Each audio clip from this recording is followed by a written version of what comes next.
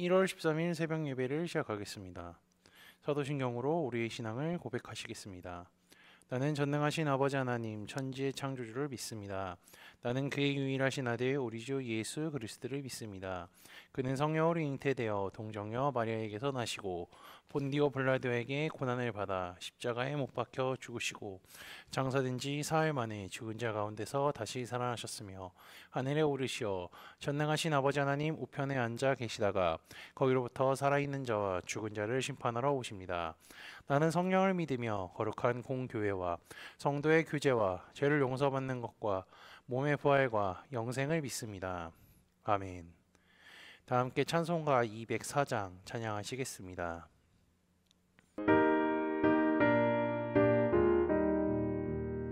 주의 말씀 듣고서 주내 가는 자는 반석 위에 터닫고 집을 지은 같아 비가 오고 물나며 바람 부딪혀도 반석 위에 세운 집 무너지지 않네. 잘 짓고 잘 짓세 우리 집 잘 짓세 만세 반석 위에도 우리 집 잘 짓세. 주의 말씀 듣고도 행치 않는 자는 모래 위에 터닫고 집을 지은 같아 비가 오고 물나며 바람 부딪힐 때 모래 위에 세운 집 크게 무너지네. 잘 짓고 잘 짓세 우리 집 잘 짓세 만세 반석 위에도 우리 집 잘 짓세. 세상 모든 사람들 집을 짓는 자니 반석 위가 아니면 모래 위에 짓네. 우리 구주 오셔서 지은 상을 줄때 세운 공로 따라서 영영상을 주리. 잘 짓고 잘 짓세 우리 집 잘 짓세 만세 반석 위에도 우리 집 잘 짓세. 오늘 우리 공동체의 성경 읽기 본문은 창세기 49장 50장입니다. 그중 50장 15절에서 21절까지를 읽고 말씀을 나누도록 하겠습니다. 요셉의 형제들이 그들의 아버지가 죽었음을 보고 말하되 요셉이 혹시 우리를 미워하여 우리가 그에게 행한 모든 악을 다 갚지나 아니할까 하고 요셉에게 말을 전하여 이르되 당신의 아버지가 돌아가시기 전에 명령하여 이르시기를 너희는 이같이 요셉에게 이르라. 내 형들이 내게 악을 행하였을지라도 이제 바라건대 그들의 허물과 죄를 용서하라 하셨나니 당신 아버지의 하나님의 종들인 우리 죄를 이제 용서하소서 하매 요셉이 그들에게 그에게 하는 말을 들을 때에 울었더라. 그의 형들이 또 친히 와서 요셉의 앞에 엎드려 이르되 우리는 당신의 종들이니이다.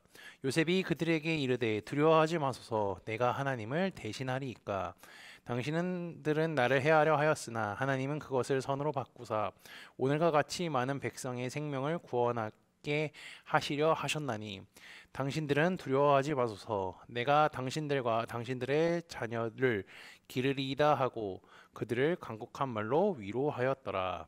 아멘.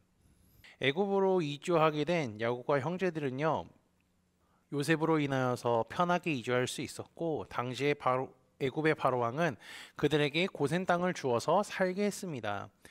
그들은 그곳에서 하나님께서 베푸신 은혜를 감사하며 살게 되었습니다.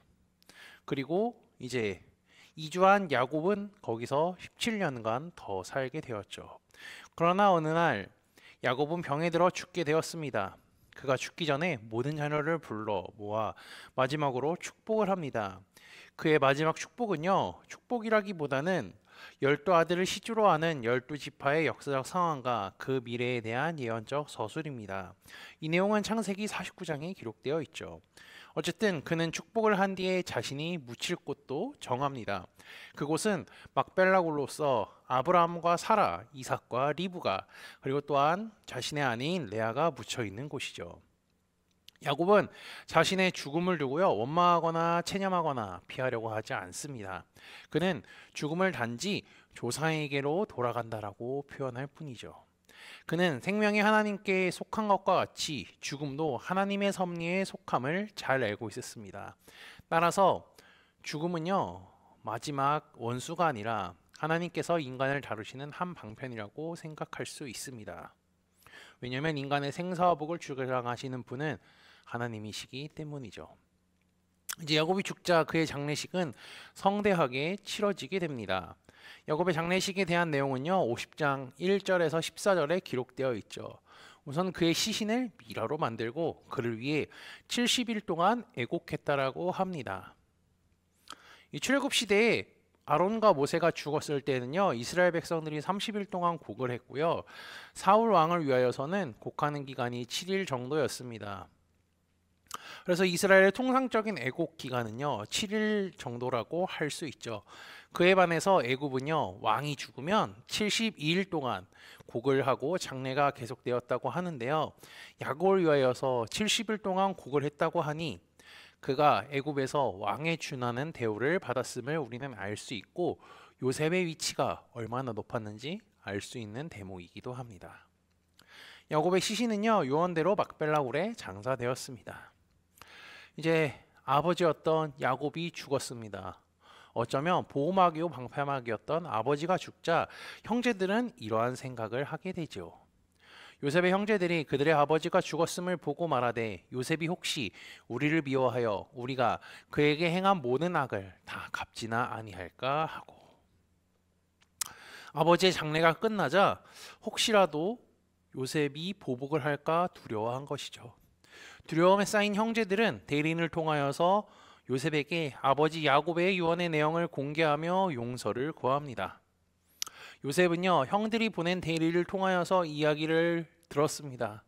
그러자 그가 한 행동은 울었다는 것입니다. 아마 이 울음은요, 화해를 했던 옛 사건이 기억나게 해줄 뿐더러 형들로 하여금 직접 찾아와서 다시 참여할 수 있도록 해주는 역할을 한 것으로 볼 수 있죠. 요셉이 눈물을 흘렸다는 소식을 듣고 형제들이 찾아와 그에게 엎드려 다시 한번 죄를 고백합니다. 그러자 요셉이 이렇게 이야기하죠. 요셉이 그들에게 이르되, 두려워하지 마소서, 내가 하나님을 대신하리이까. 이것은요, 원수 갚는 일은 하나님에 속한 것이기 때문에 인간이 손을 대서는 안 되는 하나님의 고유한 영역이라는 것을 의미하죠. 이렇게 자신들의 죄를 엎드려서 고백했습니다. 그리고 요셉은 자신이 이제 하나님을 대신하겠냐고 오히려 반문하며 그들을 이미 다 용서했다라고 이야기하죠. 그러고 나서 요셉은 형들에게 이렇게 말합니다. 당신들은 나를 해하려 하였으나 하나님은 그것을 선으로 바꾸사 오늘과 같이 많은 백성의 생명을 구원하게 하시려 하셨나니, 당신들은 두려워하지 마소서, 내가 당신들과 당신들의 자녀를 기르리이다 하고 그들을 간곡한 말로 위로하였더라. 하나님께서는요, 요셉의 형제들에게 이제 악을 선으로 바꾸어 요셉의 가족뿐만 아니라 애굽을 포함한 모든 만인의 생명을 구원하시도록 하셨다고 지금 요셉의 입에서 고백을 하고 있는 거죠. 성경에서 애굽이란 나라를 살펴보면 우리 이미지는 어떻죠? 매우 부정적입니다. 그렇지만 하나님의 인도하심과 섭리는요, 사람의 상식을 뛰어넘기도 하죠. 인간을 구원하기 위한 하나님의 섭리는 인간의 모든 삶의 영역에 포함되고 있음을 우리는 말할 수가 있습니다. 눈에 보이지는 않지만 하나님의 인도하심과 역사하심은 계속된다는 것을 요셉의 이야기를 통하여서 우리는 다시 한번 확인할 수가 있습니다. 요셉은 이제 형들을 다시 한번 용서한다고 그들에게 이야기했고, 그 다음에 자손을 4대까지 보았고 110세까지 살았습니다. 그가 4대의 자손을 본 것은요, 하나님에 의해서 그의 삶이 인정받았음을 말해주죠. 그가 누린 수명은 고대 애굽에서 가장 이상적인 삶을 나타내기도 하죠. 한마디로 정리하면요, 요셉은 하나님께 큰 은혜를 입은 사람이었습니다. 요셉은 그가 죽기 전에 형제들을 불러 모으고 이렇게 이야기합니다. 요셉이 그의 형제들에게 이르되 나는 죽을 것이나 하나님이 당신들을 돌보시고 당신들을 이 땅에서 인도하여 내사 아브라함과 이삭과 야곱에게 맹세하신 땅에 이르게 하시리라. 그는 죽으면서요, 요한을 통해 아브라함, 이삭, 야곱에 이르는 하나님의 약속을 다시 한번 상기시키며 출애굽과 약속의 성취에 대한 기대를 지금 보여주고 있습니다. 이로써 창세기와 출애굽기가 자연스럽게 연결되는 것을 확인할 수가 있습니다. 요셉은 창세기와 출애굽기의 가교 역할을 하고 있는 셈이죠. 그는 하나님의 구속사 가운데 자신의 역할을 인지하고 거기에 자신의 인생의 의미를 부여했으며 그 가운데 최선을 다해서 살았던 사람입니다. 그는 늘 하나님이 함께 하신다는 사실과 하나님께서 자신을 지키시고 보호하신다는 것을 잊지 않았을 뿐더러 하나님의 약속의 말씀이 반드시 성취될 것이라는 굳은 믿음을 가지고 주어진 삶을 최선을 다해 산 것이죠. 그의 삶의 태도는요, 그리스도인인 우리가 배워야 할 삶의 태도이기도 합니다. 요셉은 하나님과 동행하며 약속의 말씀을 잊지 않고 살았습니다. 그래서 자신이 죽은 뒤에 미래에 일어날 일들에 대해서 알고 있었을 뿐만 아니라 그것이 그대로 이루어진다고 말한 것이죠. 요셉의 말씀을 통하여서 미래의 일들에 대해서 알고 있었던 것 같이 우리도 하나님께서 성경 말씀을 통하여서 미래에 어떠한 일이 일어날지 알려주셨습니다. 요셉이 하나님과 동행하며 그분의 말씀을 굳게 믿고 살았던 것과 같이 우리 코너스톤 믿음의 형제 자매들도 하나님과 동행할 뿐더러 주께서 주신 말씀을 굳게 믿고 살아가시기를 주님의 이름으로 축복합니다. 다 함께 찬송가 393장 찬양하시겠습니다.